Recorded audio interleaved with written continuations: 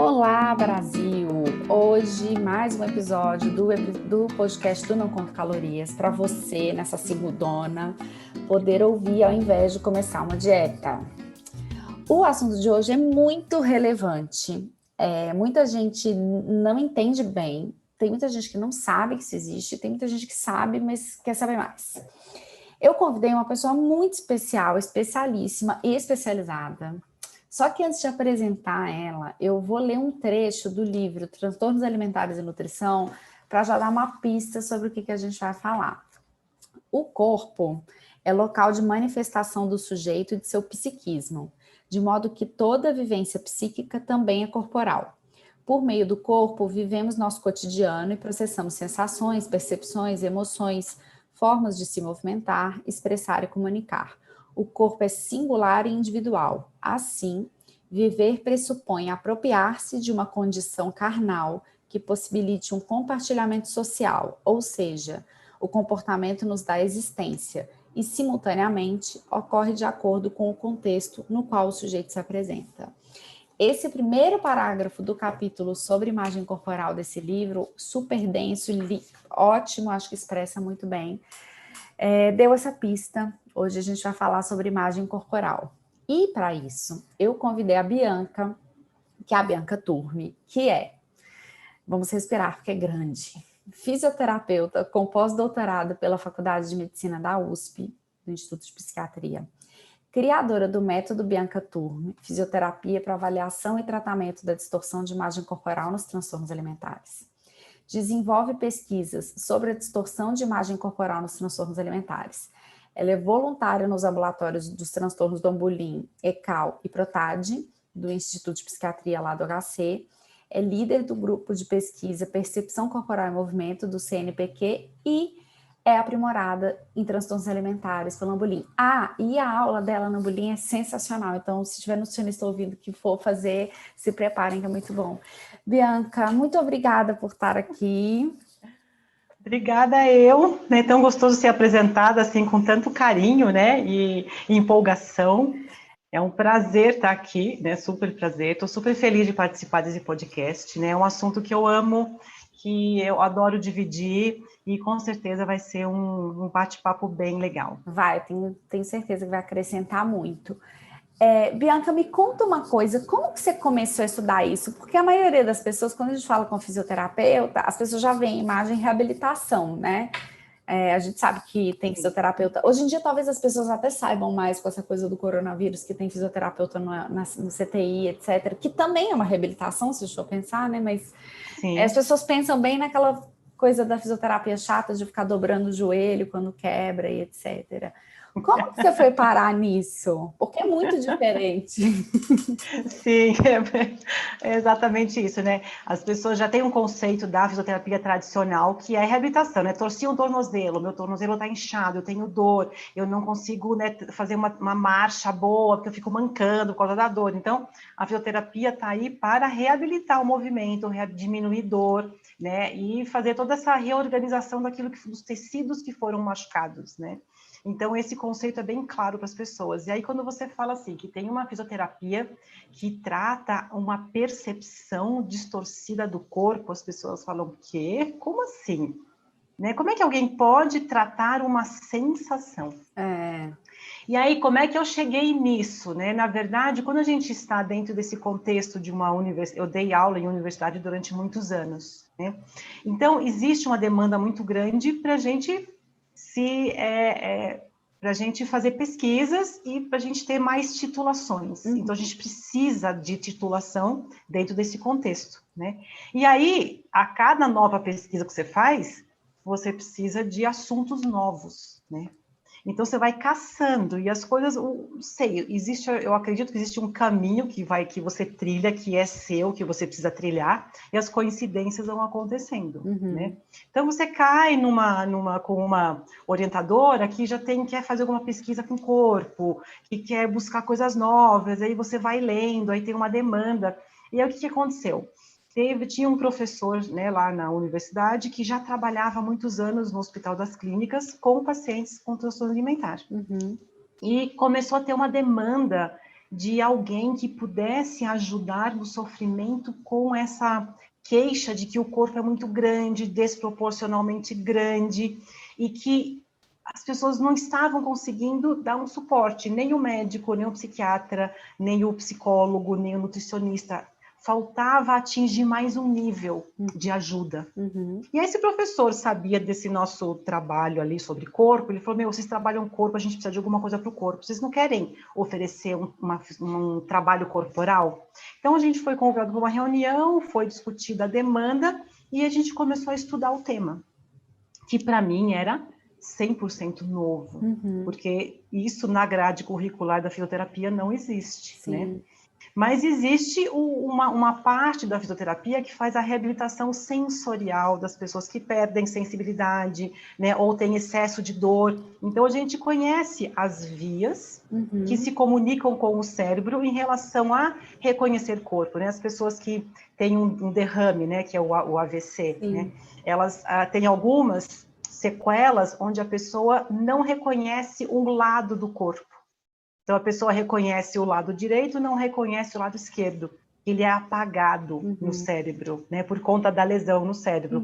Então, a gente já tem uma reabilitação dessa parte sensorial, né, de fazer a pessoa entender que aquele braço é dela. Sim. Que esse braço faz parte do corpo, porque ela negligencia um lado do corpo, que a gente chama, né, é uma negligência. Sim. Então, a pessoa só usa o lado direito do corpo, o lado esquerdo ela esquece. Ela não entende no cérebro que é dela. Então, a gente já faz essa reabilitação, dessa reconexão do corpo com a mente. Então, eu fui por esse pensamento. Bom, se existe uma sensação distorcida do corpo, as pessoas não entendem como é o corpo em termos de tamanho, não reconhecem o tamanho que tem, deve ter algum jeito de ajudar também através dessa via, né, de que o corpo comunique a mente como ele é. E aí eu comecei a primeiro estudar o transtorno alimentar, que eu não conhecia, e aí, nesse dia a dia com as pacientes, entender o que é, porque eu também não sabia. Sim. Como assim? Você se percebe grande, mas você não é? Né? Então, escutando muito a queixa, a ideia, a imagem, eu pedi para elas desenharem, sabe? Elas desenhavam para mim no papel. Sim. Olha, eu me imagino assim, assim, assim. E aí eu olhava o desenho, olhava para elas, falava assim, gente, não combina, são coisas totalmente diferentes. Então, aí começou uma jornada muito grande de pesquisas, que vem desde o mestrado, no doutorado e no pós-doutorado. Então, tudo aí a gente soma uma caminhada de 12 anos. Sim, e acho que como qualquer pessoa que já entrou um pouco nesse mundo da psiquiatria, é muito apaixonante, né? Você lidar com a mente humana, assim, é desafiador, né? É bem desafiador, e foi bem desafiador no começo, porque Imagino. até eu chegar no ponto, né, que nem quando a gente faz comida, né, chegar no ponto certo do molho, no ponto certo das coisas, até eu chegar no ponto certo de um protocolo adequado, eu tive os caminhos de erros e acertos, né, o mais adequado, o menos adequado, coisas que no começo eu fazia, oferecia, hoje eu não ofereço mais, que eu acho que tem coisas melhores. Então você vai, é um aprendizado, né? E aí me apaixonei assim, 100%, mergulhei, e hoje no meu consultório eu só atendo pacientes com transtorno alimentar. Legal. E é muito... a gente vai falar um pouco sobre o que é essa coisa da distorção, mas é aquilo, né? Às vezes a pessoa não entra em remissão se não trabalhar a imagem corporal, porque geralmente isso é um dos pilares que sustenta o transtorno alimentar, né? É um dos fatores que mantém a doença, exatamente isso, né? Porque se a pessoa percebe, reconhece, ou né, tem essa certeza de que o corpo está grande ou deformado, ou uma parte dele deformado, é muito difícil comer sem restrição. Sim. Pois é, e o que é, então, uma distorção de imagem corporal? A pessoa se vê, ela olha no espelho, ela vê que ela está maior, ou é só a sensação? Como é que é? O que é isso? É tudo, né? É tudo isso que você está falando junto, tá? Então, assim, o que é a imagem corporal? Vamos definir imagem corporal sem a distorção primeiro, né? Então, imagem corporal é um conceito que todo mundo tem. Eu preciso da imagem corporal para lidar com o meu corpo. Entender o tamanho, a forma, entender a velocidade, movimento, organização postural, tudo. Tudo faz parte do corpo. Então, eu preciso ter um banco de dados sobre o meu corpo o tempo todo para determinar minhas ações. Sejam ações motoras ou ações de comportamento e julgamento. Então, eu tenho 2 componentes que são as bases de construção da imagem corporal, que a gente divide, então, em componente perceptual, que quer dizer o quê? Como eu me reconheço. Reconhecer que eu tenho braços, que eu tenho pernas, que eu tenho tronco, que eu tenho uma localização para cada segmento, e qual é o tamanho geral desse corpo. Tá. E a relação deste tamanho com o espaço livre que me rodeia. Uhum. Então, para dirigir, para escrever num computador, para sentar, levantar numa cadeira, pegar o celular, então, o meu corpo se relaciona com esse espaço próximo. Então, isso a gente chama de informações da percepção e reconhecimento do corpo. Tá. E depois, a partir daquilo que eu reconheço que é o meu corpo, eu vou criar ou atitudes, né, comportamentos, movimento, organização postural, e também uma base de julgamento. Uhum. E de entendimento como é esse corpo, Tá. né? Que é o outro componente, né? São as atitudes e os comportamentos que eu crio a partir daquilo que eu reconheço que eu sou. Sim. Tá. Então, são 2 bases de dados que trabalham concomitantemente para formar a imagem corporal. Uhum. Fica bom assim essa Tá explicação? maravilhoso. Perfeito. Né? Então, tá. Então, eu preciso dessas 2 coisas funcionando. Então, o que Sim. eu entendi nas pesquisas? Que quem consegue trabalhar, manipular essa informação do reconhecimento do corpo, que é neurológico. Quando eu falo neurológico, quer dizer que é que nem dor, né? Quando eu tenho eu bato o meu braço numa quina. Então eu bato, a informação chega no cérebro e eu interpreto que aquilo foi dor. Tá. Então primeiro eu sinto, depois eu interpreto. Tá. Eu não sinto a dor antes de bater. É. Né? Então é a mesma coisa com o corpo. Primeiro eu reconheço como é o corpo. Tá. E depois eu julgo esse corpo. Tá. E vou determinar o que eu vou fazer com esse corpo. Eu posso. Então, se a gente está falando de transtorno alimentar, eu vou focar só em transtorno alimentar, Sim, né? sim. Então, a partir do momento que eu reconheço como é o tamanho, a forma do meu corpo, eu vou escolher o que comer, quanto comer. Sim. Por isso que quando a gente fala de reabilitar, né, o transtorno alimentar, uma hora precisa entrar esse reconhecimento do tamanho do corpo, né? Então, são vias neurológicas. Então, eu tenho vários receptores no corpo que mandam essa informação para o meu cérebro, como eu sou. Então, eu tenho um banco de dados no meu cérebro que forma um mapa do meu corpo geral, que é neurológico, certo? Sim. Então, toda vez que eu penso sobre o meu corpo, eu vou buscar o meu banco de dados, a minha referência que está no cérebro, antes de buscar no corpo. Tá, entendi. Então, quando eu olho no espelho, eu vou olhar, eu vou projetar aquilo que eu tenho registrado no meu mapa corporal. Quando eu olho uma foto, também é uma projeção. Sim. Eu olho a foto e vou buscar. Essa foto combina com a imagem que eu tenho registrada do meu banco de dados do meu corpo? Sim ou não? Tá. Então, o conflito começa ali.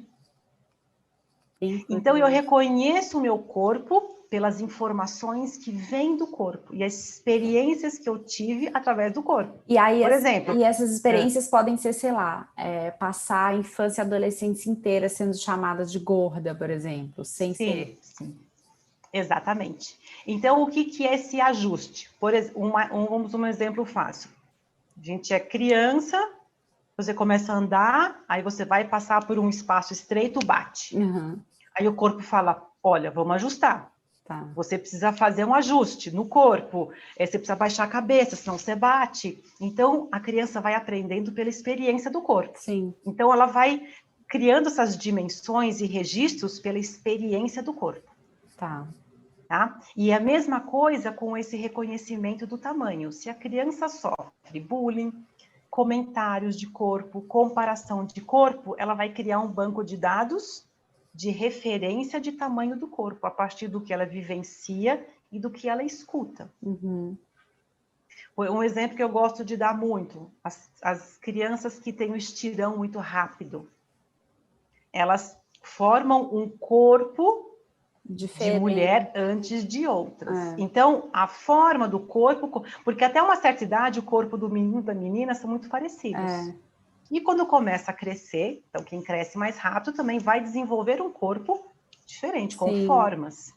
E aí a criança que ainda não tem muita sensibilidade também de determinar as coisas, usar as palavras certas, fala o que para essa pessoa? Nossa, como você é grande. E não como você é alta. E o grande remete à largura. Sim. E aí a criança chega em casa, se olha no espelho e fala assim, isto que eu vejo é igual a grande. Sim.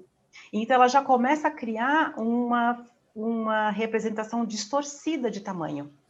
Ela já começa ali a ter uma referência diferente de pequeno, médio, grande.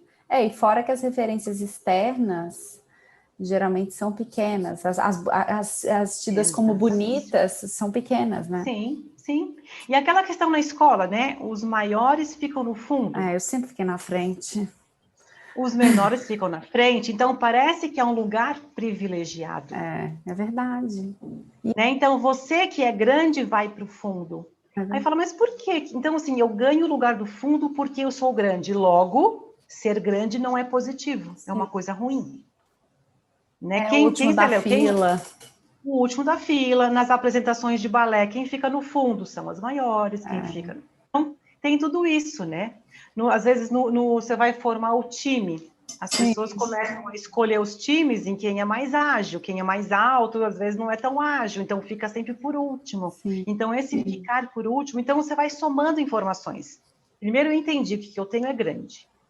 Agora eu fico por último porque eu sou grande. Aí vem comentário da mãe, do pai, de uma tia, de alguém que fala, nossa, você viu como fulana engordou? Mas ela não vai arrumar marido desse jeito. Sim. Então, ela vai somando informações que vão fazendo sentido para essa primeira informação de banco de dados. Então, ela começa a associar em cima dessa primeira informação. Então, ela já começa a distorcer, né? Que aí já começa a distorcer. Então, sabe, são somatórias de informações distorcidas sobre o corpo. Inverdades, julgamentos. Aí sofre um bullying. Ou, às vezes, os meninos começam a olhar mais para o corpo da menina, mais desenvolvida. Ela começa a ser muito mais notada, né? Então, ela é mais notada. A aparência física dela é muito mais comentada, né? Exatamente. E isso, durante essa fase da infância, adolescência, ainda é muito confusa. Essa idade já é confusa por si só. E aí precisa lidar com o corpo, né? Então, aí tem a mídia, né? Tem as blogueiras, tem todas as imagens que já são distorcidas, né? E são mexidas. Então, a pessoa começa a ter essas comparações que não são reais. Né, são ruins. Então, esse estigma, né, da beleza, a beleza é isso, né? Existe um padrão, não existe um padrão de beleza. Sim. Mas nessa idade, né, tem essas crianças coreanas, esses grupos coreanos. Sim, as meninas se identificam muito. Gente, eu quero esse corpo, eu quero. Gente, é uma outra estrutura. É outra cultura. Né? É outra cultura, é tudo outro, eles não têm forma nenhuma de corpo, eles gostariam de ter. Né? Mas aí faz sucesso, mas aí é um grupo que faz sucesso, um grupo pop, um grupo...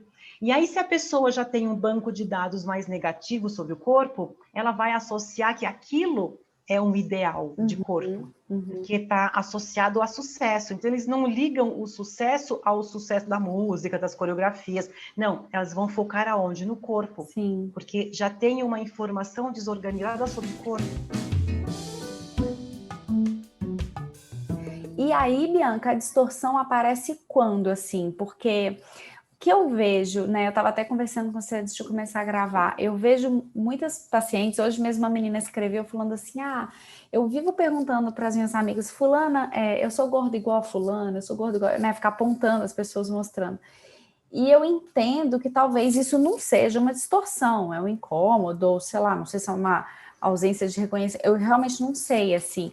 Quando que deixa de ser, sei lá, se é falta de percepção do próprio corpo, se é falta de reconhecimento, não, é de consciência corporal, e quando que é distorção de imagem corporal? Porque eu fico pensando quem está ouvindo e pensando assim, nossa, eu me acho gigante. E não é isso, mas também pode ser isso, né? Aí tem duas coisas, por isso que é legal sempre quando existe a suspeita, né? Principalmente quem está ouvindo, né? Pais que estejam ouvindo, fiquem de olho nesses comportamentos um pouco diferentes por causa do corpo, né? Porque quanto antes a gente reconhecer que existe um transtorno alimentar, mais fácil é de reorganizar, né? E trazer a cura, tudo mais. Então, o que é, então, a distorção da imagem corporal? A pessoa, pela experiência, vai criando essa imagem do corpo no cérebro, lembra um mapa, que representa exatamente o tamanho e a forma que ela foi aprendendo durante a infância e adolescência. Então, se ela recebeu essas informações, meu corpo é grande, é distorcido, não é adequado, eu fico no fundo, ela vai criando essa imagem. Então, o meu quadril tem esse tamanho. A minha coxa tem esse, porque alguém falou de coxa, alguém falou disso, alguém falou daquilo. Então, ela vai formando aquilo que ela imagina sobre ela. Uhum. Então, essas informações criam um mapa conciso. E ele é real para a pessoa. Então, quem tem distorção de imagem corporal, realmente tem um registro do corpo dela na mente, exatamente do jeito que ela imagina. Por isso que existe esse conflito da comparação que você fala na rua. Sim. Porque ela olha para alguém e fala assim, o meu corpo é do tamanho, é tão grande quanto daquela pessoa? Aí quem está do lado fala, imagina, você é muito menor do que isso, do que essa pessoa. Aí ela fala assim, nossa, mas isso não combina com o que eu reconheço na minha mente. Uhum. Então, isso já é um sinal de distorção do registro do tamanho do corpo. Tá. Distorção de imagem corporal, tá? Quando a pessoa não se reconhece nada, pode ser o contrário. Eu sou tão pequena quanto aquela pessoa? Não, não é.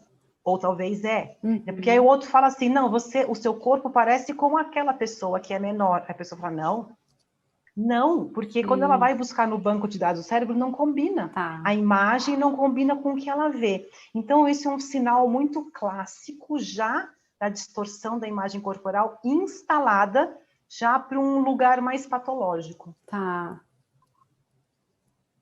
Porque às vezes a pessoa fala assim, isso é mimimi, você quer elogio, você quer que eu diga que você é magra. Não é, já existe um sofrimento. Então, para ficar claro que esse sofrimento, ele é real. Sim. E não é só no social, não é uma invenção. Né? Tipo, não é só o sofrimento de chegar na loja. Eu vejo isso muito acontecer também. A pessoa, sei lá, às vezes veste 40, mas já pega uma roupa 46. Não é que ela tá fazendo aquilo ali com medo de, sei lá, não servir. É porque ela de fato acredita que só a 46 vai servir, né? É a verdade dela. Porque ela vai vestir a verdade dela. Aqui no consultório eu falo, você está vestindo a sua sensação. E aí a pessoa coloca a roupa, ela fica larga. Mas ela fala assim, eu não consigo entender por que fica largo.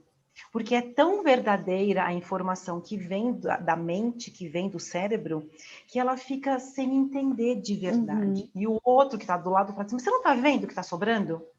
Ela até vê que está sobrando, mas é tão forte a informação da distorção, que ela fica assim, mas espera, não vai caber. E se alguém dá uma peça de roupa que cabe nela, ela fica angustiada com de medo. Que não vai caber e que ela vai colocar, que a roupa vai entalar, que não vai subir na coxa, que não vai fechar no quadril, né? Que às vezes tem a própria briga da vendedora, fala, não, você veste P, você veste M, ela, não, mas eu visto G. Então, a pessoa começa a parar de comprar roupa em loja, começa a comprar roupa pela internet, porque é altamente conflitante para a pessoa. E existe um medo real. De colocar uma roupa pequena e não servir, tipo, provar que eu sou gorda, como se isso fosse ruim, né? Tem várias coisas aí. Tem várias coisas, porque quanto mais velho você fica, mais isso se instala, mais essa verdade vai se fortalecendo. Então é mais fácil desconstruir na infância e adolescência do que no adulto. Porque a criança é mais flexível mentalmente. A plasticidade cerebral é bem maior, né? E ela ainda não viveu tanto quanto o adulto. É verdade. Dentro desse contexto, né?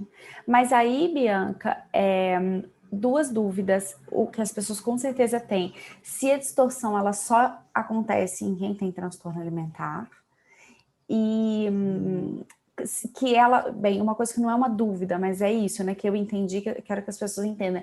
Também não é só questão de se achar ou se ver de tal tamanho, isso atrapalha todo o circuito, né? A pessoa talvez deixe de sentar numa cadeira, ela deixa de entrar num ônibus, Sim. ela deixa de viver experiências com medo do tamanho dela. Aqui a gente fala muito mais de se achar maior, porque eu acho que a aflição, não sei, talvez seja da maioria, mas existem as pessoas também que acham que são muito pequenininhas, né? Enfim. Sim, tem as duas coisas, mas eu acho que se a gente entrar em todos os aspectos, a gente não vai trazer, a gente vai falar sobre muita coisa e vai ter muita dúvida sobre muita coisa. Então, vamos falar o que é mais comum hoje, mas existem esses dois aspectos. Às vezes a pessoa se percebe muito menor e pode comer muito mais, porque eu sou pequena. Sim. Então eu posso comer muito, não tenho limite para comida, porque eu me sinto pequena. Tá? Então tem esse lado que também é uma distorção. Tá. Então, primeiro, segura essa pergunta para eu responder a primeira antes, que é super importante, Tá. porque depois eu vou esquecer a pergunta. Então, é assim, ó, a maioria das mulheres apresenta uma distorção da percepção do tamanho do corpo. Tá. Tá? Que a gente pode dizer num grande distorção de imagem corporal. Mas é que distorção de imagem corporal são as duas coisas, né? Não reconhecer o corpo e criar atitudes negativas por conta disso. Tá. Isso é distorção de imagem corporal, é o contexto inteiro. Perceber e atitudes. Tá. Né? Então, hoje a gente está falando do reconhecimento do tamanho do corpo, que é um dos componentes da imagem corporal. Gente, eu tô falando com a mão, mas ninguém tá me vendo. Mas tudo bem, é assim mesmo. Mas tudo bem, né? Então, a maioria das mulheres tem uma percepção distorcida do tamanho do corpo. Tá? Então, é normal as pessoas acharem que são um pouco maiores. Mas isso não necessariamente vira um transtorno alimentar. Então, eu posso me achar um pouco maior, mas a minha vida segue sem grandes preocupações com isso. Sim. Eu acho que eu não sou tão magra assim, mas veste roupa, veste short, veste camiseta, vai pra praia, veste biquíni, não, sabe, ela não vira uma paranoia, o corpo não vira uma paranoia, uma preocupação excessiva. Ela tem uma vida, um dia a dia, que ela consegue surfar por todas as camadas do dia a dia e ter um pouco de insatisfação com o corpo. Sim. Mas ok se eu sento e a barriga dobra, se tem dobra. Ok se eu sento e minha coxa espalha. Isso não é não vira um medo, uma preocupação que ela vive pensando 24 horas por dia. Ela não vivencia o medo e a aflição com o tamanho do corpo 24 horas por dia. Quando isso acontece, a distorção, ela então se associa a um quadro patológico e entra num quadro doentio, que é o transtorno alimentar. Mas eu posso muito bem ter a distorção de percepção do tamanho, mas isso não gerar um quadro de transtorno alimentar, entendeu? Então, eu posso ter a distorção, mas a minha vida não gira em torno do corpo, comida, caloria, compensação. Então, se eu percebo que o desconforto com o corpo, a insatisfação do corpo me leva a restringir e ter comportamentos compensatórios, excesso de exercício, contar calorias, tirar alimentos, tomar laxantes, aí eu tenho um quadro patológico. Aí a distorção faz parte do contexto. Mas ele pode existir sem ir para o lado patológico. Tudo bem? Tudo, super. Porque eu acho que deve ter gente que está ouvindo falando assim, eu não tenho transtorno alimentar, mas eu tenho uma distorção da imagem. Tipo, eu me acho... Sim, eu posso ser insatisfeita com o corpo, mas a minha vida não gira em torno dessa insatisfação. Sim. Eu posso, às vezes, ter eu não quero me expor tanto numa praia, mas eu vou para a praia. Sim. Eu não preciso ficar andando na praia, eu posso colocar um short e fazer uma caminhada. E você não faz nada para prejudicar sua saúde, seu bem-estar, né? Exatamente. Quem tem transtorno alimentar, às vezes deixa de ir numa festa, deixa de ter o convívio social. Quem tem só uma insatisfação com o corpo, vai mesmo insatisfeita na praia, vai mesmo insatisfeita no churrasco que tem piscina, com amigos, entendeu?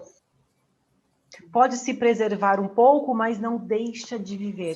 Quem tem o transtorno alimentar, com uma distorção muito importante, uma insatisfação muito grande, deixa de viver condições sociais. Dá um monte de desculpa para não ir. Porque às vezes tem uma dificuldade muito grande de escolher uma roupa para sair de casa. Então a pessoa troca de roupa muitas e muitas e muitas vezes, nenhuma roupa fica boa, ela desiste de ir. Tá. Ou ela escolhe um tipo de roupa que ela se sente segura. Então são roupas largas, escuras, ou sempre usa uma... Isso para os pais é muito legal. Uma criança que sempre põe um moletom em volta do quadril, amarra moletom, ou usa muito moletom de manga comprida, largão. É uma vontade de esconder um corpo grande. O tipo de roupa já dá uns indícios de que a pessoa tem distorção de imagem, distorção de percepção do tamanho. Aí você começou a falar disso, uma das minhas perguntas aqui é quais os sinais, né, que os educadores, pai, mãe, avó, familiar, enfim, quem estiver ali com a criança ou adolescente, ou até o adulto, por que não, podem perceber. Eu acho que uma das coisas é isso que você falou, esse comportamento com a roupa e roupas etc. largas, escuras e principalmente no verão. Tá. As crianças que vestem sempre mangas compridas, mangas longas ou moletom no verão, com certeza existe uma insatisfação com o corpo. Já existe alguma coisa que não está bem com o corpo. Tá. É a primeira coisa, falar de corpo seria isso, prestar atenção, né? Vestir camiseta do pai, sabe? Usar roupas do irmão mais velho, que são largonas, tudo muito largo, roupas muito largas. Já são um indício. Certeza. Tá. Absoluta. Não é só um estilo. Não é estilo. Tá. Estilo você vai criando depois, mas nessa idade, aí tem que ficar de olho no comportamento alimentar. Sim. Né? Como come devagar, sabe? Evita, né? Acho que você pode falar até melhor do que eu, mas então são coisas que precisa olhar, várias dicas, mas de corpo, primeira coisa é isso. E o jeito que a pessoa também comenta sobre o próprio corpo, talvez, ou pelo corpo dos outros, talvez já dá para ter uma breve ideia do que ela está pensando? Sim, olhar a rede social, o que ela olha, o que ela segue, né? Conversas de corpo. Mãe, eu tô gorda? Pergunto pra mãe. Mãe, você acha que eu tô gorda? Essa roupa tá boa? Não tô muito gorda nessa roupa? Eu tô bem com essa roupa não tá boa. Uma insegurança exacerbada, né? Porque na adolescência tem uma insegurança, mas aquela do dia a dia e tal, né? Quando a criança fica mais escondida em casa, dentro do quarto, né? Quer comer sozinha dentro do quarto. Isso já é um grande indício. Tá. E, Bianca, mutilações também podem fazer parte da distorção de imagem corporal? Pode ser um sinal ou não? Não, a mutilação não é um sinal. A mutilação já é um outro comportamento psiquiátrico, tá? São as comorbidades, não tem a ver com a distorção. No começo eu achava que poderia ter uma ligação, mas com a convivência, o aprendizado, né? E as reuniões clínicas que a gente faz, não existe correlação. Tá, porque tem muito... Eu já vi mãe de adolescente falando, será porque eu já vi que se mutila? E eu imaginava que tinha a ver até com a distorção, mas não, né? Pode ser, sei lá, isso. São paralelos, né? Não estão juntos ali. Então, assim, é muito comum também isso acontecer com as pessoas que têm transtorno alimentar. Isso, tá? Mas não relacionado à distorção. Não relacionado à distorção, tá? É mais uma comorbidade. São pacientes um pouco mais graves, que têm uma aflição e não sabe extravasar a aflição. Então, na hora que corta, existe um alívio de uma aflição, de uma angústia, de uma sensação que não consegue lidar e existe um alívio momentâneo quando se corta. Uma descarga, né? Uma coisa assim. Vou descarregar aqui, porque não sabe descarregar de outra forma. Tá. Que não tem nada a ver com a distorção, né? Que não tem nada a ver com a distorção. Tá, entendi. E aí você falou comigo essa coisa de rede social, né? Bem, o Brasil tá campeão aí de cirurgia plástica. Eu sempre falo isso lá no Instagram, eu sou zero contra o procedimento, eu acho que tem muita gente que se beneficia de procedimento estético, né? Mas a gente sabe que tá tendo um exagero. E hoje em dia... eu falo que antes, sei lá, quando eu era adolescente era capricho, toda tinha atrevida, sei lá. E aí a gente lia ou quando chegava, ou quando ia na banca, ou quando ia, sei lá, no dentista, em algum lugar. Uhum. Então, já era difícil, né? Porque era televisão isso, mas era menos. Agora é o dia inteiro, porque Instagram é o dia inteiro. Então, antes eram as modelos, agora são os modelos, as influenciadoras, pessoas comuns, é o dia inteiro no corpo, filtro, cirurgia plástica. Outro dia eu vi Sim. menina de 17 anos, 18 anos, fazendo a toda ali para HD, uma loucura, esse negócio fora do normal, né? É, eu sempre falo muito com as mulheres que estão grávidas ou que estão engravidando. Eu entendo a preocupação com a sua saúde durante a gravidez, com a saúde do bebê, etc. Mas se você não tem uma boa relação com o seu corpo, com sua alimentação, olha para isso, porque talvez isso vai ser muito mais importante lá na frente do que você que tem uma alimentação aí boa, tem acesso, poderia prejudicar seu filho, né? Porque isso que você falou, essas referências às vezes são construídas dentro da nossa casa. Sim, sim, Então, sim. assim, o que essas mães, futuras mães, ou filhas de mães que já entenderam que a mãe tinha uma questão com o corpo e meio que passou para elas, o que você diria, assim, como que essa super exposição a isso tudo, influenciadora, Instagram, Facebook, o dia inteiro, pode contribuir para o aparecimento ou para a manutenção da distorção corporal? Porque eu acho que é isso, tem gente que acha que não, coisa de adolescente, vai passar. E não é bem assim, né? Porque eu imagino que o dia inteiro você vendo referência, vamos colocar inadequada, mas, né, esse tipo de referência deve ter um impacto muito grande, né? Tem Sim. estudo, tem, não sei, enfim. Olha, o que eu recebo de adolescentes, o que eu trato de adolescentes começa nessas redes sociais muito, né? Porque a gente tem que entender que, olha que primeira coisa, né? Quando você olha dentro do celular, toda a dimensão do corpo, o olhar está focado para uma imagem pequena. Uhum.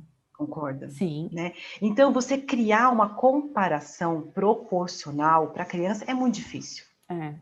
Ela não consegue entender que aqui fora é um mundo, uma dimensão, e dentro desse olhar fechado é uma outra dimensão.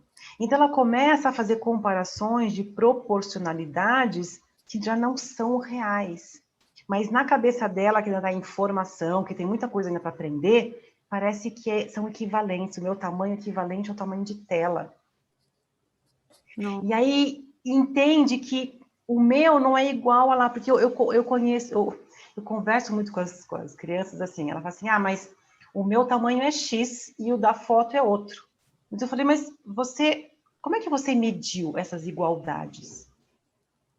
A pessoa fala, não, eu não medi. E eu falei, então como é que isso é real? Sim. Então não dá para comparar coisas incomparáveis. Né? Então a gente desconstrói bastante essas crenças da criança dessa forma. Não todo mundo tem a perna menor do que a minha. Eu falei, como é que você sabe? Você saiu pela rua medindo a perna de todo mundo? Não. Né? Então, primeiro precisaria começar pelo bairro, Sim. depois pelo São Paulo, Dá depois muito Rio de trabalho. Janeiro, depois... Né? Cara, até chegar no... Todo você fez... Não fiz. Então, isso ajuda a desconstruir um pouco, porque você vai criando nesse mundo virtual que todo mundo é igual. Não, mas eu sei que eu sou menor. Como você sabe que você é menor? E com Não filtro sei. fica todo mundo igual, Né? né? E aí, no filtro, todo mundo fica igual. Então, a gente precisa ensinar essa verdade para as crianças, que filtro, cara, todo mundo tem na mão, as câmeras têm filtro, as câmeras já vêm com filtros. Então, assim, o que eu falo muito para a criança é que a própria pessoa, na realidade, não consegue ser igual à foto dela com filtro. E aí a pessoa quer ser a imagem do filtro, que nem a pessoa, na realidade, consegue ser. Isso é muito louco, né? Então, hoje em dia já tem bastante Instagrams, né? Eu tenho algumas postagens dessa no meu Instagram, da pessoa que mostra a foto dela, como ela é, e como ela é na foto. Sim. E os truques, né? De posição, da posição da câmera, da luz que incide. Então, quem sabe mexer com isso, deve ter muitos tutoriais, eu não sei, mas deve ter um monte de Com tutorial na certeza. internet aí, que assim, a própria pessoa não consegue ser o que ela é na foto mexida. Ou numa posição diferente, que favorece uma imagem diferente daquilo que ela é. Não, você sabe, Então, você está falando isso, olha que louco, só te interrompendo, porque isso é muito não, pode falar. interessante. Duas coisas, que outro dia me mandaram uma menina, uma blogueira, super famosa, que foi no cirurgião plástico, com a foto dela com um filtro, e falou, eu quero o meu nariz igual ao que ele fica no filtro. A gente disse assim, porque antes era cortar o cabelo, igual da Jennifer Aniston, mas o cabelo você corta e cresce. Agora o nariz Sim. é muito sério. E outra, que uma pessoa me falou que ficava tanto tempo na frente do celular e sempre estava muito maquiada, que no começo da pandemia começou a dar uma surtada, porque ela percebeu que ela não conseguia acordar, lavar o rosto e ficar sem maquiagem para ficar dentro de casa. E não é porque ela gosta de passar um blush, porque ela olhava no espelho e não se reconhecia. Do tipo assim, gente, eu sou essa pessoa, não pode ser. E começou a entrar numas, assim. E aí viu que era isso. Não, peraí, é porque eu fico o dia inteiro maquiada para aparecer no celular. Só que agora eu tô em casa, não faz sentido nenhum eu ficar meia hora me maquiando. Olha que loucura. Isso tudo por causa do bendito celular. Sim, sim. E agora que esse mundo de pandemia, as coisas mudaram muito, né? Então, assim, eu tenho algumas pacientes que não conseguem fazer o atendimento online, porque elas não conseguem ficar se olhando na câmera também, porque fala, eu tô muito grande, eu tô muito distorcida, então essas referências são muito desorganizadoras, né? Então, esse negócio da cirurgia, que você falou da cirurgia plástica, ainda, então, assim, o que é mais perigoso na cirurgia plástica é quando a pessoa tem a distorção da percepção do tamanho do corpo e quer corrigir essa sensação. E aí faz 1, 2, 3, 4, 5, 10 cirurgias plásticas e nunca fica igual, porque o registro no cérebro é outro. Sim. Eu só mudo o registro do cérebro com a reabilitação, que é o que eu faço. Tá. E eu preciso fazer o cérebro entender que ele não tem o tamanho que ela imagina, não tem um tamanho distorcido. Por isso que muitas pacientes chegam aqui já decididas com a cirurgia plástica. Eu falo assim, você só vai decidir a cirurgia após o tratamento da distorção da percepção do tamanho. Tá. Porque a decisão é outra. Em 80% dos casos, elas desistem da cirurgia plástica. Tá.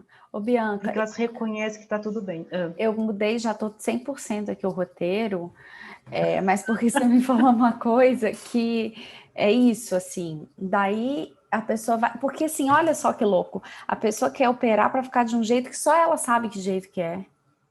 Sim, então por Ninguém isso é entra na muito mente dela. perigoso. Exatamente. Então, o que acontece com balança também? Quando a pessoa tem distorção, assim, eu acho que eu sou muito grande. Por conta disso, eu vou fazer muito exercício, vou restringir, vou pular refeição, vou fazer um monte de coisa para diminuir o tamanho do meu corpo. Então, ela faz tudo isso antes, né? Pesa, eu tenho número X na balança. Faz tudo isso para diminuir o tamanho. Eu quero perder peso, eu quero diminuir meu tamanho. Coisa pra caramba, né? Faz um monte de coisa. Sobe na balança, vê que o número diminuiu. Mas a sensação continua grande. Então, na cabeça dela, ela pensa assim, eu fiz tudo isso, perdi peso, que o número diminuiu, mas eu continuo me sentindo grande. Logo, não teve efeito. Então, eu preciso fazer mais. Então, vai intensificando. E vai perdendo cada vez mais peso. E fica cada vez mais desesperada, porque ela reconhece que o peso diminui. Mas a sensação continua grande. Então, ela fala, eu faço tudo isso e continuo me sentindo grande. Ela não entende que existe uma diferença entre se sentir grande e ser grande. Sim. Isso é distorção de imagem. Entendi. Então, enquanto a gente não ajudar a pessoa a, no cérebro dela, entender que ela é menor do que ele imagina, a vontade de emagrecer vai continuar. Tá. Por isso que ela mantém a doença. Por isso que eu fui convidada para ir até o HC para ajudar nessa questão do reconhecimento do corpo. Sim. Porque era um elo que faltava dentro do contexto do tratamento. Porque elas melhoravam o comportamento alimentar, melhoravam muito cognitivamente, mas quando tinham alta da internação, elas voltavam e tinham recaída. Porque elas se sentiam muito grandes. Então, eu preciso fazer elas entenderem que não são tão grandes. Tá. Então, isso ajuda bastante. E qual que é a base desse tratamento? Porque não é um bate-papo, você não fica lá falando, olha, você não é tão grande assim, né? Por Enfim. que não é bate-papo? Né? Quem adianta falar, conta agora para mim, adianta falar, você é magra? Não, gente, não adianta. Não, porque Se se adiantasse, ia ser adiantasse fácil, né? falar, se fosse fácil, se falar adiantasse, já teríamos resolvido a questão da percepção distorcida do tamanho do corpo, né? Então, o que eu preciso fazer? Eu preciso reprogramar o cérebro a entender o tamanho que ele tem. Mas como é que eu faço isso? Falando? Não. Lembra que a gente falou lá no começo da entrevista? Como é que eu formo o reconhecimento do meu corpo? Através da vivência do corpo. O corpo comunica o cérebro como eu sou. Porque eu consigo reconhecer o meu corpo de olho fechado. Uhum. Então, quando eu fecho o olho, eu sei que eu tenho braço, perna. Então, isso é uma função natural, biológica do corpo. Que eu preciso. Então, se eu estou acostumada com o ambiente da minha casa, eu consigo transitar na casa no escuro sem me bater. Sim. Eu consigo tomar banho de olho fechado e passar o sabonete no meu corpo e não no box. Sim. Porque eu sei onde está meu corpo. Então, isso é uma função inerente da biologia humana, da fisiologia humana. É uma capacidade que a gente precisa, né? Então, é esse mecanismo que eu vou restaurar. Tá. O reconhecimento biológico do meu corpo, que vem do corpo. É o corpo que informa como eu sou. Então, eu sou capaz de reconhecer o meu corpo através do toque, através da percepção do movimento. É isso que eu vou restaurar. Tá. Então, o que eu vou fazer? Eu vou desprogramar a imagem que ela criou dela.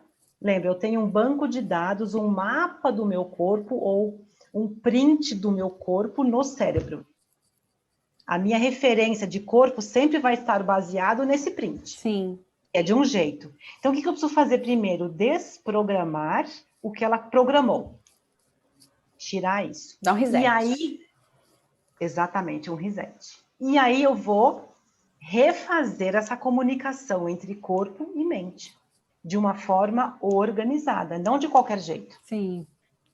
Então, eu preciso fazer do mais básico para o mais elaborado.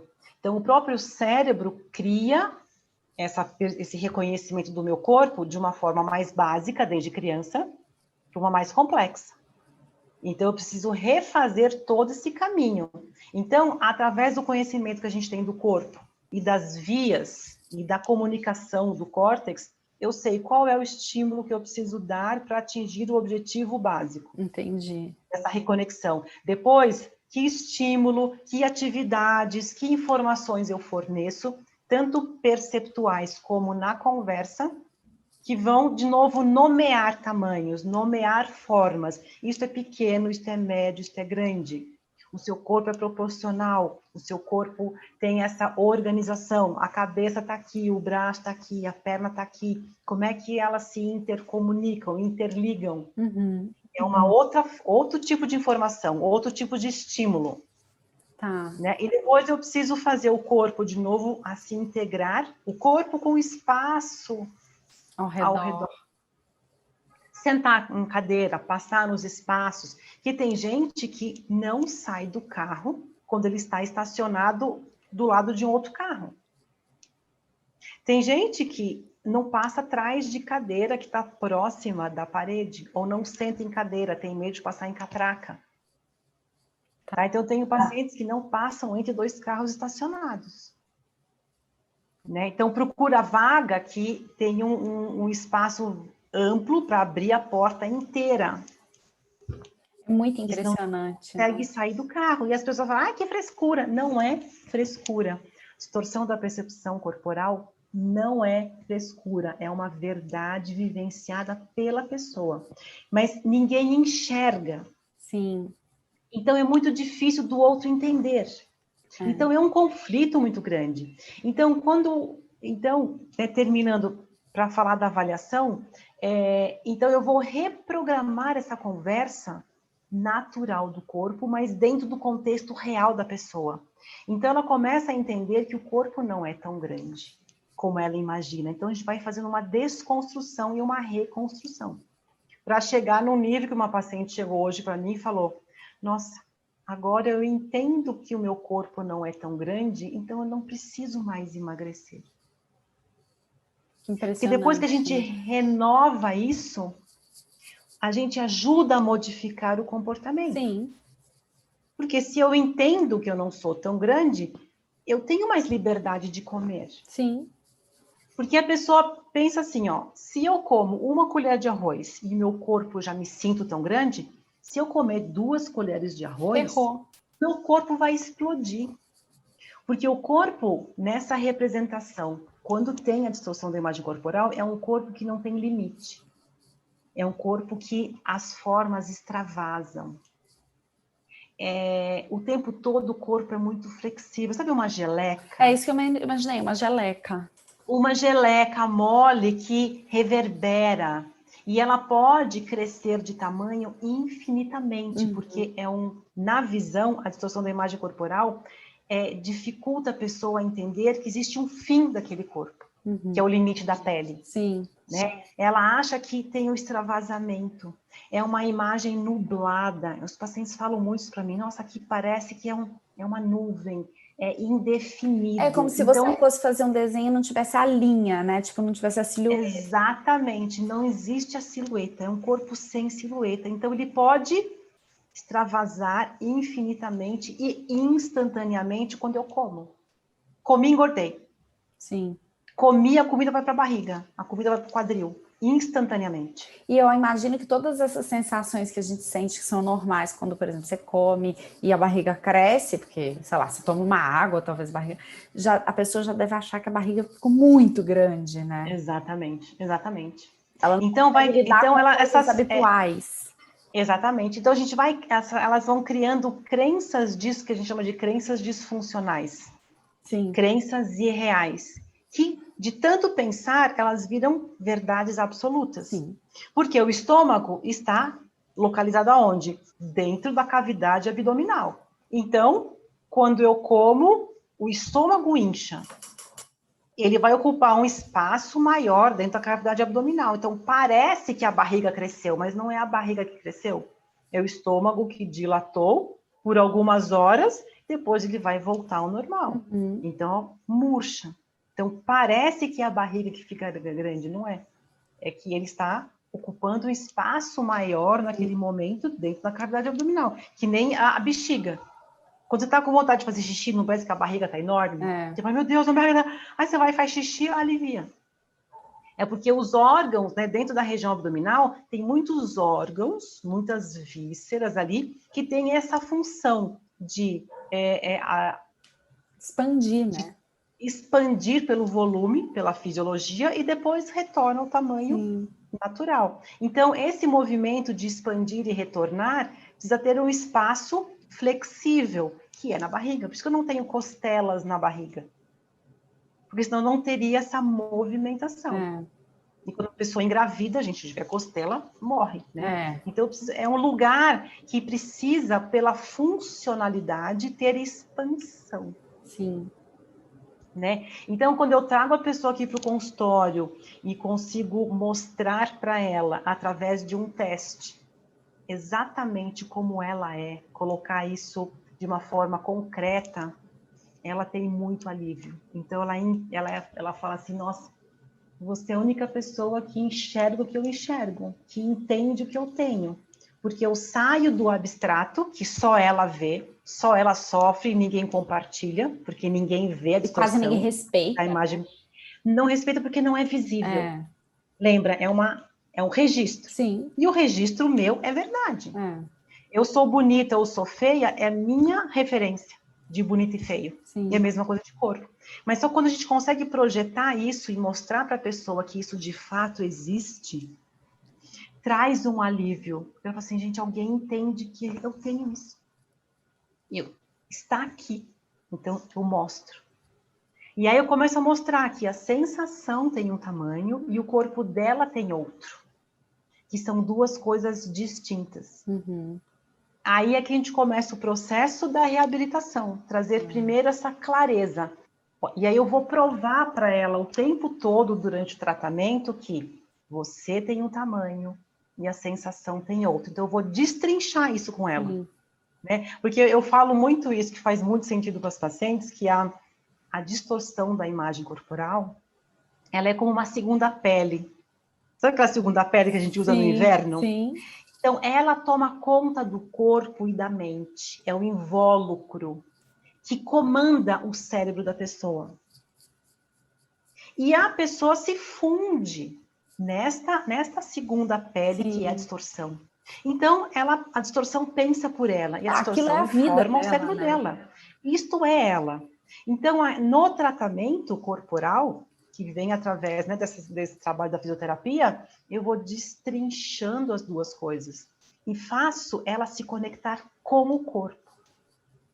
E não com a sensação. Então, a sensação para de comandar, para de mandar informações. E o corpo dela começa a informar. Então, eu vou derrubando uma coisa e fortalecendo a outra. Esse que é o, né, num contexto amplo, é a fisioterapia. Deve ser muito desafiador, mas deve ser muito libertador para a pessoa que É a sofre palavra disso. que eu mais escrevo no prontuário. Eu também, libertador. Isso é libertador. Isso é libertador, é libertador, é libertador, é libertador. É lógico que eu preciso estar dentro de um contexto de tratamento. Sim, sim. Né? Porque não adianta só trabalhar o corpo. Porque a doença tem um contexto de várias áreas, vários comportamentos. Então, uma coisa complementa a outra. Né? Porque se eu tenho um julgamento sobre o meu corpo distorcido, e agora eu reconheço que meu corpo é diferente, eu preciso mudar todo o contexto de julgamento e comportamento. E aí quem vai ajudar isso é um outro profissional, que é o psicólogo. Então, eu sozinha não faço nada, porque a distorção da imagem corporal tem esses dois componentes, perceber e julgar. O julgamento não está na percepção. Então, alguém precisa ajudar a renovar o banco de dados da relação do corpo que ela reconhece que é esse hoje. Né? E depois, eu vou ter mais liberdade para comer. Então, o nutricionista vai ajudar a falar, então, olha, essa porção, então, é segura para você. Então, ela vai criando mais segurança no comer. Ela vai criando uma nova identidade, né? Eu imagino. É uma vida nova. É uma vida nova. É um corpo novo, vida nova. Eu não acho que deve ser fácil, mas acho que deve ser, é isso, é libertador, é uma vida nova, é um renascimento. Sim. Eu sei que é um desafio muito grande a pessoa chegar aqui no consultório. A pessoa vem, marca, desmarca, converso, aí a equipe manda, a equipe faz vir, e depois, sabe? Então, tem um esforço da equipe para trazer a pessoa para o trabalho corporal. Porque é o maior medo, que a doença toda, o produto final está no corpo. No julgamento, no medo, né? Num querer ter um corpo imaginário, um corpo que a pessoa nunca vai ter, né? A gente nunca vai ter um corpo do outro. Né? Gêmeos não têm mesmos corpos, né? O que dirá, né? Então, assim, eu tenho pais que têm um filho. Os meus pais são diferentes, eu nunca vou ser igual ao outro. Nunca. Já geneticamente, nunca. Né? E nem gêmeos são iguais. Gisele Bündchen não é igual à gêmea dela. É verdade. E são os mesmos pais. O que dirá pais diferentes? País diferente. Estrutura diferente. Né? Então, gente, tudo isso é muito louco. Então, a gente precisa trazer essa clareza ajuda. Essa clareza ajuda. E essa coisa da gente parar de reforçar, né, Bianca? Porque você entra na internet, o que você mais vê é a foto de alguém e a outra pessoa elogiando. Você tá linda, magra, é o que mais acontece, né? E, enfim, é muito louco com as mulheres. Eu acho que com os homens tem acontecido mais, né, do que, sei lá, ultimamente, mas eu acho que com as mulheres é muito. Você que trabalha com adolescente, então você deve. É um show de horrores, né? É uma coisa impressionante, assim. Elogiar o corpo magro é muito tóxico. É muito tóxico. Às vezes a criança tem sei lá, ela não tem muita atenção dos pais. Vou dar um exemplo. Uhum. É tudo inconsciente, né? A gente sabe, não é um... É. Aí ela, sei lá, teve uma virose. Passou uma semana vomitando, diarreia, não comendo direito. Né? Aí ela, no final de semana, emagreceu. Aí alguém chega e fala, nossa, você tá bem melhor assim. Nossa, você emagreceu, tá bonita. Aí, inconscientemente, a criança acessa. Eu não tinha muita atenção dos meus familiares. Agora que eu fiquei doente e emagreci, as pessoas estão me elogiando. Estão olhando para A mim. pessoa nunca olhando para mim, ou ela nunca recebeu elogio desses pais. Aí inconscientemente ela fala, putz, então, para receber este elogio, eu preciso repetir esse contexto, porque eu vou manter o elogio, vou manter o cuidado, vou manter o olhar, o carinho que eu preciso. Sim. Então, vai buscar carinho através da doença, Assistir. através da doença. Eu falo muito né? com as pessoas, assim, assistir as mães e os pais fazendo dieta. E aí, quando a mãe, se ela finalmente emagrece, ela fala, agora tô me sentindo ótima porque eu tô magra. Gente, a criança vai aprender o quê? Então quer dizer, para eu ser amada e eu me amar e o outro me amar, é sendo magra. Sim. Os valores são impostos no contexto familiar, no dia a dia. Na dieta da manhã, isso aqui não é bom, isso engorda. Açúcar engorda, isso engorda. Não sei. Então, a criança está ali ouvindo e ela vai formando esse banco de dados, então ela também não come. Eu recebi uma paciente aqui que ficou desesperada, ela vomitava muito, assim, uma facilidade de vomitar. Então, ela acabava vomitando na própria mesa, no contexto familiar. E aí, ela viu que a filha dela, pequenininha, começou a vomitar também. Então, a filha aprendeu a fazer de tanto ver. E a menina tinha o quê? 3 anos, 4 anos. A mãe ficou tão desesperada que foi buscar tratamento. Eu não quero que minha filha tenha isso. Sim. Então, a criança vai aprendendo pelos exemplos, pelos comentários, televisão. Nossa, olha tal atriz. Nossa, ela emagreceu tanto, agora ela tá linda. Então, o valor começa a ser muito pautado no corpo, no tamanho, na forma. Então, sempre enaltecer que o magro é bom, o magro é bonito. Entendeu? O gordo é incompetente, preguiçoso, né? Exatamente. Então, você sabe, é uma questão de disciplina, só fechar a boca para emagrecer, é fácil emagrecer, fecha a boca, você emagrece. E não é. Então, é sempre uma consequência, né? Sim. Os excessos de peso para mais, excesso de peso para menos, são mecanismos de proteção, de fuga, de desconforto, de medos, de inseguranças, de vivências, de falas, né? Então, a gente escuta que a história se repete, né? Famílias que sempre falam, nossa, você tá gordinho, você precisa fazer uma dieta, você precisa emagrecer. Comparação entre irmãos. Nossa, esse é classicíssimo. O seu irmão é magrinho, você é gordinho, você não vai arrumar namorado assim. Né? Ou a própria fobia dos pais passa para os filhos. Total. As vivências negativas dos pais passa para os filhos. A gente sabe disso. Então, a distorção da imagem corporal começa a ser instalada na infância e adolescência. E vai se desenvolver ou não. Então, eu já tenho um banco de dados ali meio latente. E aí, às vezes, um trauma, um comentário mais forte desencadeia o pacote de dados. Está ali, né? Porque tem pessoas que receberam as mesmas informações, os mesmos comentários e não desenvolveram um transtorno alimentar.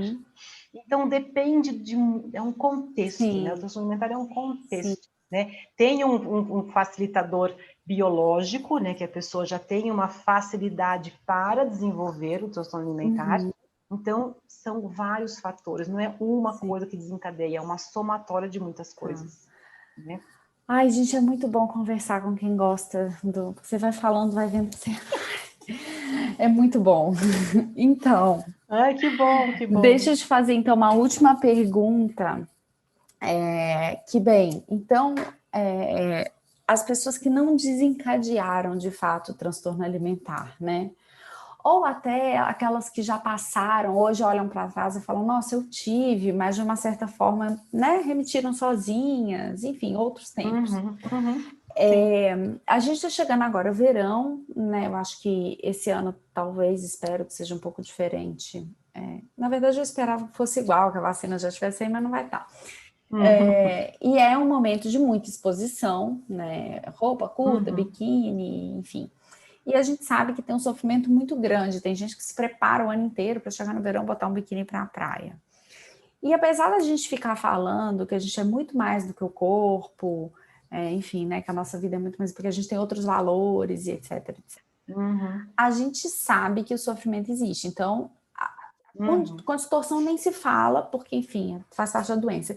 Mas as pessoas que têm esse banco de dados lá cheinho não desenvolveram o transtorno, mas elas sofrem, porque as referências delas são essas. O que você diria para essas pessoas? Porque eu penso muito nessa coisa de, você tem que se amar, você tem que ser... E eu não acho que o amor próprio passa por aí, né? Então, assim, com tudo que você vê no consultório, fora dele, com toda a sua vivência, com todo o seu estudo, amar o próprio corpo é aceitá-lo a qualquer custo? Ou é respeitá-lo antes de qualquer coisa? É entender que vai ser, sim, que tem coisa que você não gosta e talvez você passe a vida inteira sem gostar, mas isso não... O que você diria para essas pessoas que estão nesse momento aí, que não vão comer no Natal com medo de engordar, sabe assim? É muito complexo dizer uma coisa que conforte quem tem a distorção de imagem corporal. Que nada que a gente diga vai confortar de verdade. Mas, acho que você já resumiu, né? Você não é obrigada ou obrigado a amar o seu corpo a todo custo, enfiar isso goela abaixo. Mas você pode criar uma relação mais de cumplicidade com o corpo. Né? Tem uns trabalhos bem recentes que eu gosto de compartilhar bastante com os pacientes, é de que o corpo não é só um tamanho, uma forma. A gente vive por causa do corpo, né? Existem muitas funções do corpo, né? Equilíbrio, estar em pé, sentar, correr, poder conversar, falar, enxergar, ouvir. Não é só, fica grata porque você tem pernas. Não é assim simples. Lá, as crianças na Etiópia passam fome, come. Não é tão simples. Mas assim, entender que, além de tamanho e forma, o corpo nos traz muitas possibilidades de ir e vir, ter a liberdade de poder estar falando com você aqui, piscando o olho, e respirando, e gesticulando, e me comunicando. Então, entender que o corpo ele é além de só o tamanho. Porque é um pouco injusto olhar para o corpo só para o tamanho. Se ele nos dá uma infinidade de possibilidades de viver. E mesmo de ter a escolha de não querer me expor. Sim.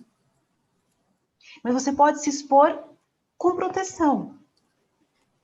Né? E assim como as pessoas que têm distorção corporal não julgam tanto o corpo do outro, não olham, as pessoas também não olham para eles dessa forma. Né? Então, ser um pouco mais flexível e entender que existe uma parceria deste corpo para muitas coisas. Sim. Né? A gente pode tomar banho, lavar o cabelo, né? Olha a coordenação que eu tenho. Então, olhar, mesmo então, eu não gosto do meu corpo, ok. Mas a minha sugestão seria fazer um exercício assim. Nossa, tá bom, eu não gosto do meu corpo, mas olha, eu tenho movimentos. Obrigada, músculos que vocês existem. Obrigada, coordenação. Poxa, que legal, não quero, agora é negócio de gratidão. Não, então só reconhece que existe um movimento. Que você pode lavar o seu cabelo sozinha, você não depende de alguém para lavar o seu cabelo. Né? Você pode tomar várias decisões com o corpo. Ir, não ir, sentar, levantar. Até né? pensar então, o que você gosta só de reconhecer fazer e como que seu corpo participa daquilo, né? Gente, só o fato de andar tem um mecanismo de equilíbrio enorme ali, de organização, de contração, relaxamento, de músculo. Olha para dar valor também para isso. Você pode ser insatisfeita, mas reconhece outras coisas. Nossa, poxa, que legal, eu respiro sozinha, não preciso pensar em respirar, o corpo faz por mim. Sim. O coração bate por mim, eu não preciso pensar, vai, bate, bate, bate. Imagina. Nossa, só reconhece que tem outras funções, só pensa nas funções, eu consigo escovar o dente e falar, e ler uma coisa enquanto eu escovo o dente. Olha a capacidade de cognição, organização, coordenação que eu sou capaz de fazer por causa do corpo. Eu posso me mover em várias direções rapidamente, tomar decisões rápidas com... Então, o corpo também é isto. Sim. O corpo também é isto, né? Eu consigo dançar, se a pessoa gosta de dançar, independente do meu tamanho. Eu consigo fazer esportes independente do meu tamanho. Eu consigo pensar, eu consigo trabalhar, eu consigo fazer, sabe, sei lá, eu munir a minha rede social independente do tamanho. Então, não jogar todo o seu valor no tamanho do corpo. Ah, mas quando eu sento, dobra. Dobra, todo movimento traz dobra.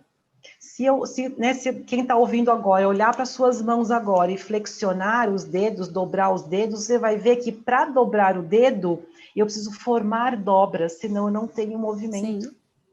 Então, qual é a parte do meu tronco que gera mais movimento? É a região da lombar e abdominal.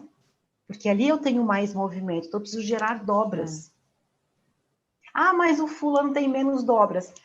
Mas todo mundo tem dobras. Para sorrir, eu preciso formar as dobras aqui, né? No olho, na boca. Como é que eu sei que eu estou sorrindo? Porque existe um movimento e eu formo dobras. Sim. Então, as dobras são as dobras da expressão. Se eu não tivesse dobra, eu não teria expressão. Sim. Então, as dobras fazem parte do corpo. Dão movimento, dão amplitude. Então, quando eu sento, eu estou dobrando o tronco. Sempre quando eu dobro, eu vou formar dobras. Então, eu trago essa consciência dos meus pacientes. E aí eles falam, tá bom. Você não precisa amar a sua dobra, mas ela vai existir. Respeita e entende, então, né? Entende que isso vai acontecer. Sim. Não tem como fugir. Eu não quero ter dobra. Vai ter dobra. Sim. Então, você fala, tá bom, então, ok, eu vou conviver com a dobra. Então, diminui um pouco a insatisfação, diminui um pouco a briga. A briga, Não adianta exatamente. querer brigar. Diminui a briga. Se diminui a briga, eu dou tá bom, ok, não gosto, mas vai acontecer. Então, sabe, já diminui um pouco a intensidade. Então, essa dica que eu dou, olhar também para reconhecer as funções do corpo. Sim. O que ele traz além do tamanho. Né? Eu acho que isso é legal. Ai, gente, incrível, muito bom. Ficaria aqui 20 horas. Pena que... eu também adoro falar disso. Ô, Bianca, conta um pouco aí, vende seu peixe, se você quiser recomendar algo que as pessoas possam procurar de leitura, ou se nas suas redes, ou no seu site, enfim. Me conta quem você é. Eu acho que a minha rede social, as pessoas gostam bastante da minha rede social, do Instagram, né? Que é o @BiancaTurm, né? Eu trago bastante clareza do que é, né? Então as pessoas se encontram, elas se reconhecem, elas começam a entender que elas não estão sozinhas, que não são elas que sofrem, e tem alguém que entende. E que tem solução, né? E o principal, tem como ajudar a diminuir esse desconforto com o corpo. E se não vier através do corpo, não vai mudar. Sim. Não adianta falar, me ama. Não, eu preciso entender que eu sou menor para ter uma melhor aceitação. Uhum. Não, então, traz muito alívio entender que eu não sou do tamanho que eu imagino, eu não tenho a forma que eu imagino, independente, para maior ou para menor. Uhum.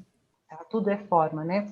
Então, seguir o meu Instagram, tem bastante coisa legal. E tem o meu site também, o mesmo nome, que tem bastante conteúdo também.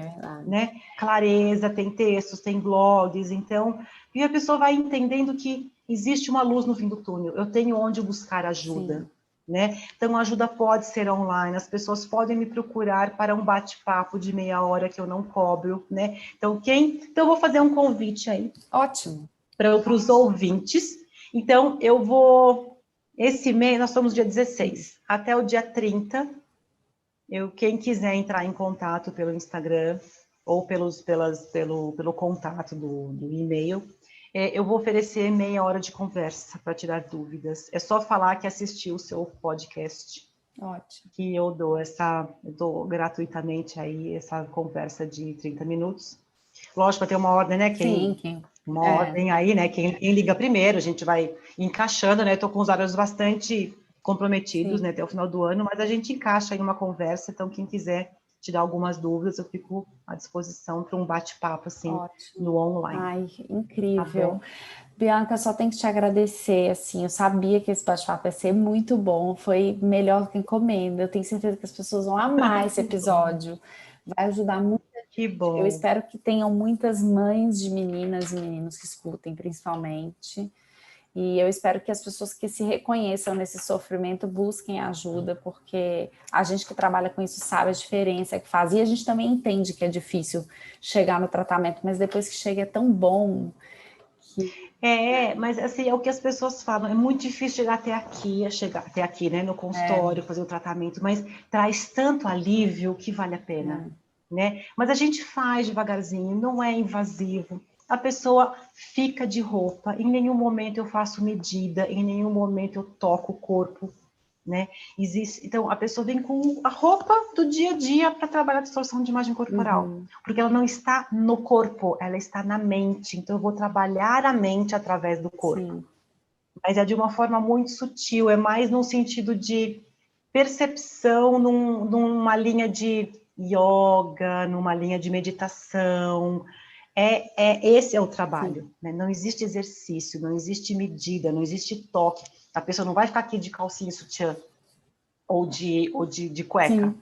Eu não preciso ver o corpo, porque eu sei o que acontece no cérebro. Eu vou trabalhar o corpo através da sensorialidade, da percepção. Né? É outro mecanismo. Então, às vezes eu falo, fisioterapia, eu vou ficar lá sem roupa. Não, sim, nada a ver. É outro lugar. Então, existe todo um caminho muito seguro, muito acolhedor para chegar neste corpo. Sim.